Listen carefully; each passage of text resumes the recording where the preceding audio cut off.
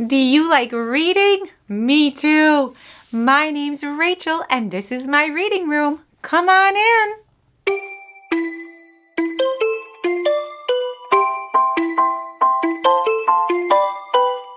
Today we have a wonderful story called Grandpa's Tractor, written and illustrated by Garland.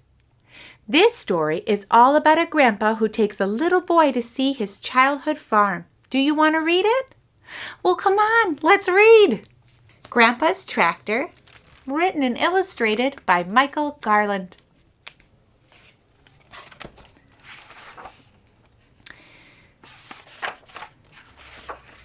Grandpa Joe and Timmy were going to see the old farm where Grandpa Joe used to live when he was a boy. Grandpa Joe told Timmy that the farm had been sold long ago, but there was still something there to see. When they arrived, the first thing they saw was an old boarded-up farmhouse and a faded red barn with the roof fallen in. "It's hard to believe," Grandpa said, "but this was a beautiful place. There were no other houses around here, just open fields and pastures for the cows." Grandpa Joe and Timmy walked through the weeds past the barn. "There it is," said Grandpa. "What's that?" asked Timmy as he pointed to a rusty hulk of machinery. "That's the most important thing a farmer can own. It's a tractor," Grandpa said with a sad smile. "When I was a boy, that tractor was new with shiny paint. My father used it for almost all the chores around the farm," Grandpa said proudly. Timmy stared at the old tractor. It was covered with rust.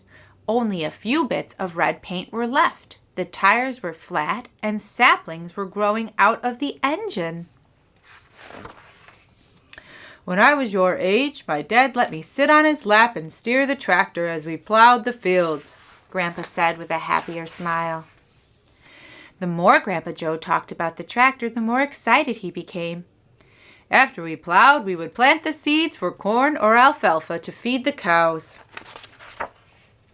Timmy imagined the tractor when it was shiny and red, with its motor rumbling and with tires that were new and round.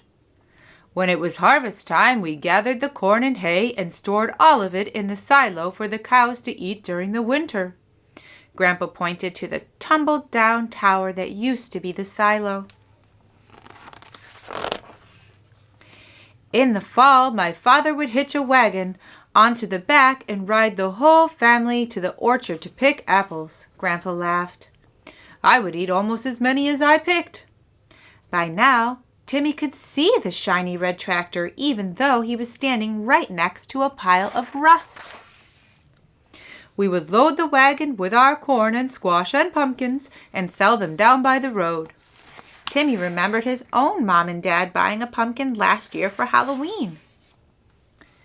"My father could fix this tractor no matter what broke. He knew every nut and bolt. He could take it all apart and put it right back together. I used to help him." Timmy wished he could fix the broken-down tractor right now. "In the winter, we would hook a sled to the tractor and haul firewood to heat the house," Grandpa said. Timmy tried to imagine winter, even though it was summer. "At Christmas time, Mother would bundle up all the children, and Dad would give us a ride on the sled back into the woods so we could pick out our Christmas tree."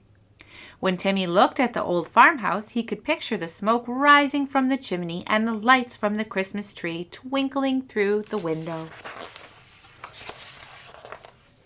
"Grandpa, thanks for bringing me here," Timmy said. "I never knew tractors were so important."